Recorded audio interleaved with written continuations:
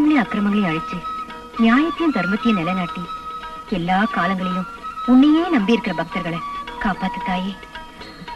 ஈஸ்வரி. கமலா, இந்த நவராத்திரி பண்டிகையில இவ்வளவு பயபக்தியோட பூஜை செய்யற உன்னை பார்க்கும்போது எனக்கு ரொம்ப சந்தோஷமா இருக்குமா. ஆமாம்மா, எத்தனை பண்டிகை வந்தாலும் இந்த நவராத்திரி பண்டிகைக்கு மட்டும் ஒரு விசேஷம் இருக்கு. மற்ற பண்டிகையில நாம நல்லா இருக்கணும்டா நாம பூஜை செய்வோம். ஆனா இந்த நவராத்திரி பண்டிகையில மட்டும் நாம மட்டும் இல்லாம நம்மளை சேர்ந்தவங்களுக்கும் இந்த நாட்டுக்கும் சகல செல்வங்களும் கிடைக்கணும்னு நாம பூஜை செய்யறோம். 9 நாளும் துர்கா தேவியே பயபக்தியோட பூஜை செஞ்சுட்டு வர்றவங்களுக்கும் இந்த பூஜையில கலந்துக்கிறவங்களுக்கும் எல்லா மங்கள பாக்கியமும் புண்ணியமும் கிடைக்கும்னு பெரியவங்க சொல்லுவாங்க. இந்த நவராத்திரியில கன்னி பூஜை செய்யறது ரொம்ப விசேஷம் சொல்லுவாங்கல்ல? ஆமாம்மா, குழந்தையும் தெய்வமும் ஒண்ணுன்னு சொல்லுவாங்க. எந்த கள்ள கபடமும் இல்லாத மனசு இந்த குழந்தைகளோட மனசு. அந்த கடவுளுக்கு சமமான இந்த குழந்தைகளை தேவி மாதிரி அலங்காரம் பண்ணி பார்த்தா அந்த தேவி கன்னியாகுமரியை பார்த்தா மாதிரியே தோணும். சுமங்கலிக்கு மாங்கல்ய பலம், கன்னி பெண்களுக்கு கல்யாண பொருத்தத்தோட எல்லா நன்மைகளையும் அந்த தேவி அருள் புரிவா. அந்த தாயோட அருள் எல்லாருக்கும் கிடைக்கட்டுமா. அப்ப நாங்க மஞ்சள் குங்குமம் எடுத்துட்டு போங்க.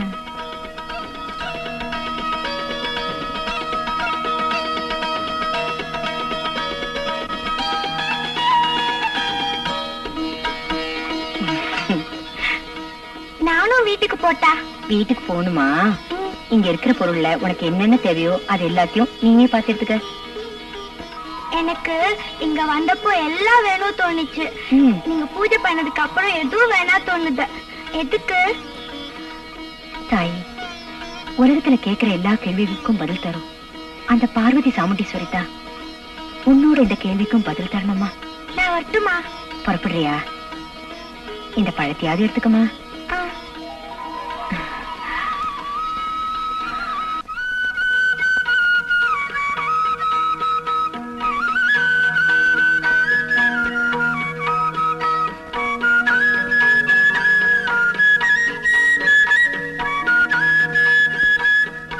அம்மா காவேரி, மாங்கல்யத்தோட மகிமை தெரியாம உன் புருஷன் அதையே பறிச்சுட்டா.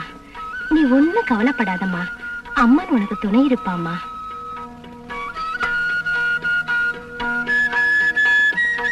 அந்த துர்கா தேவியே கொடுத்தான்னு நினைச்சு இத உன்னோட கழுத்துல கட்டிக்கம்மா, எல்லாம் நன்மையில முடியும். ஆமாமா, வாழ வேண்டிய வயசுல வாடி போன உன்னோட வாழ்க்கை மறுபடியும் மலர்ந்து மனம் வீசணுங்கிறதாமா என்னோட ஆசை. அத பார்க்கத்தான் இன்னும் என் உயிரை கையில பிடிச்சிட்டு இருக்கேன். கண்டிப்பா நீ நினைச்சது நிறைவேறுமா. நான் சொல்றத கேளு. இன்னையில இருந்து வீடி வீடா போய் பிச்சை எடுத்து அம்பிகைக்கு காணிக்கை செலுத்துறேன்னு வேண்டிக்கம்மா. அந்த தாயே உன் எண்ணங்களை நிச்சயமா நிறைவேற்றுவா.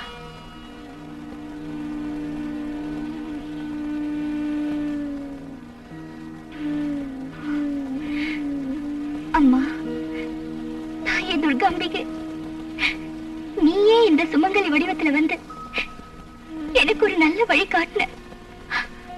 சரிம்மா, சரி. நானே என் கையால வீடு வீடா போய் பிச்சை எடுத்து அத உன் காலடியில சேர்த்துடுற. நீ என் கணவர என்னோட சேர்த்து வச்சிடம்மா, என்னோட சேர்த்து வச்சிட.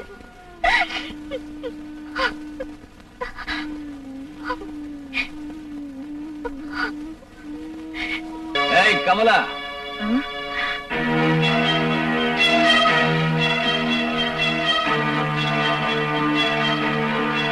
என்னங்க இது? இது மீனுடி, மீனு. துர்கா பூஜை பண்ற இந்த நாள் யாது இதெல்லாம் கொண்டாடாம இருக்க கூடாதா? கர்மம் கர்மம். கர்மம் அது, தர்மம் அது. ஓகே. ஏய், உனக்கு என்ன தெரியாதோட மகிமை? இத நல்ல மசாலா தடவி நல்லா ஃப்ரை பண்ணி கோட்டரை பக்கத்துல வச்சுட்டு கச்சேரிய ஸ்டார்ட் பண்ணா, ஐயோ. ஏய், இந்த நவராத்திரிலாம் உனக்குடி, எனக்கு நாட்டு சரக்கு அடிச்சா நவராத்திரி, சீமை சரக்கு அடிச்சா சிவராத்திரி. ஏய்,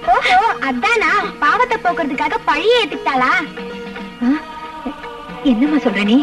பாவத்தின் பள்ளத்தில் விழுந்து தத்தளித்துக் கொண்டிருக்கும் மனிதர்களை குணப்படுத்தும் யோக சக்தியே மகாசக்தி என்பார்கள். அப்படியா?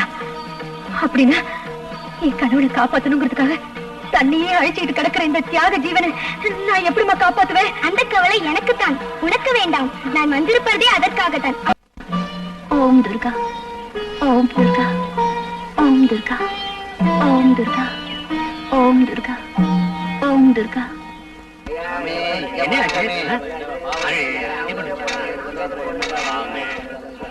என்ன அங்க கூட்டம்? கண்ணு தெரியாம ஒரு ரோட்ல குறுக்க போயிருக்கான், அடிபட்டு கீழே விழுந்துட்டான். அவனை பாக்குறது தான் அந்த கூட்டம். சார் கொஞ்ச நேரம்.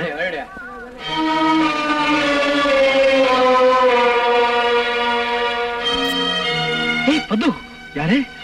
யாருடா? ராஜசேகர். ராஜசேகரா? என்னடா இது?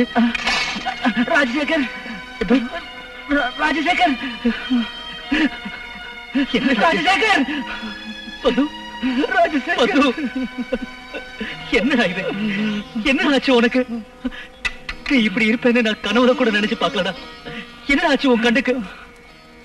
நான் செஞ்ச பாவத்துக்கெல்லாம் சேர்த்து அந்த தாய் துர்கா தேவி எனக்கு சரியான தண்டனையை கொடுத்துட்டார் ராஜசேகர்.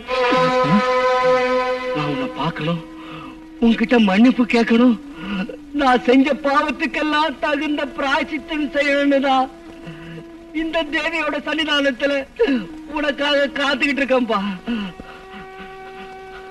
அந்த தேவி என் மேல கருணை வச்சு உன்னை என்கிட்ட அனுப்பி வச்சுட்டா. ராஜசேகர், ராஜசேகர், ஒரு தடவை, ஒரே ஒரு தடவை என்ன மன்னிச்சுட்டேன்னு சொல்லுப்பா. அப்பதான் என் மனசுக்கு சாந்தி கிடைக்கும். நான் உன் காலை பிடிச்சு கிஞ்சி கேட்கிறேன் ராஜசேகர். எழுந்துடா ராஜசேகர். உன் மனைவி காவேரி ரொம்ப நல்லவப்பா. அவன் மேல எந்த களங்கமும் இல்ல, நிரபராதி. அந்த சண்டாள சந்திரனோட பேச்ச கேட்டு அவன் போட்ட எச்ச காசுக்கு ஆசைப்பட்டு உன் மனைவிய கெட்டு போனவனு நான் போய் சொல்லிட்டேன்பா, போய் சொல்லிட்டேன். என்ன பண்ணிச்சுடுப்பா, என்ன பண்ணிச்சுடு. என் காவேரி நிரபராதியா? ஐயோ பத்து பத்து, என்ன காரியம் பண்ணிட்டதா? ஆமா, தெரியாம செஞ்ச பாவத்துக்கு மன்னிப்பு இருக்கு, தெரிஞ்சு செய்யற பாவத்துக்கு மன்னிப்பு கிடையாது, மன்னிப்பே கிடையாதப்பா. நான் தெரிஞ்சே பாவம் செஞ்சிட்டேன்பா. அதுக்கு நான் தண்டனைய அனுபவிச்சுட்டு இருக்கேன், அனுபவிச்சுட்டு இருக்கேன். அந்த துர்கா பரமேஸ்வரி பராசக்தி 14 லோகங்களின் நாயகி, அவளோட சன்னிதானத்துல போய் சொன்னா என்ன சும்மா விடுவாளா? நான் அந்த சந்திரன் அவன் பேச்ச கேட்டு உன் பொண்டாட்டி நடத்த கட்டவனு கண்ணால பார்த்த மாதிரி நான் போய் சொன்னேன் ராஜசேகர். அதுக்கு அந்த துர்கா தேவி என் தாய் என்னோட 2 கண்ணையும் பறிச்சுட்டா ராஜசேகர், 2 கண்ணையும் பறிச்சுட்டா.